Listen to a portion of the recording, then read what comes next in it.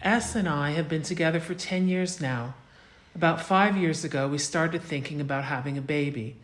I knew I wanted to. I'm 10 years older than S, and I was turning 30 then, and the time seemed right. I went to a sperm bank, but was totally freaked out about the anonymity of it. They tell you about the man, but won't show you pictures of him.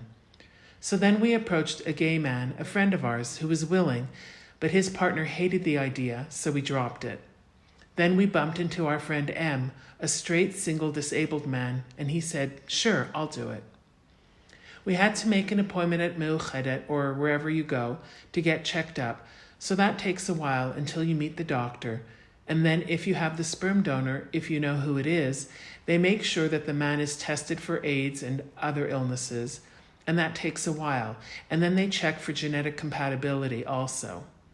The man has to sign a paper that he acknowledges, that he understands, that it is his child. The courts will always favor the child. You can't just say, "This is not my child." We had to write up a contract. It shows intent, that M has no obligations and no rights, which is what all three of us wanted. We had a lot of conversations about this during that half a year of meeting. We took the sperm to Meuchedet and they shoot it right in. We had IUI. It was miraculous that we got pregnant on the first try. Really miraculous. The doctor, everyone was shocked because it's unheard of. I'm overweight, and with his low sperm count, it was amazing. Em is very involved with our daughter, comes a lot for Shabbat and Chag. It really works well. Our daughter coming into our family was a big change as far as my siblings go. They accepted her very readily. With S's family, it took a lot longer. People have different reactions. I explained to my siblings that it's very important for me that you know that for me, our family comes first. This is our child.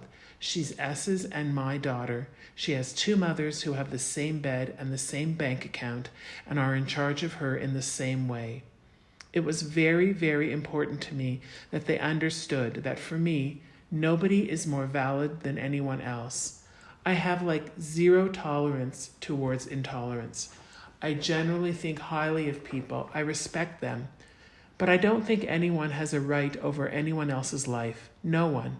Not your parents, not your siblings, not your child, not anyone.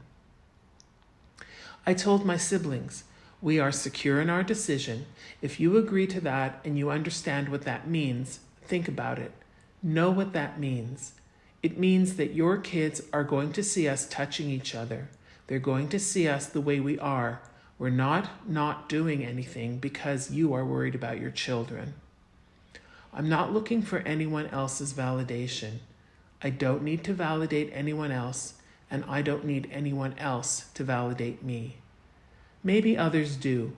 If you're just coming out of the closet or whatever, maybe some do, but I grew up here. I know everyone here. It's hard to rattle me here.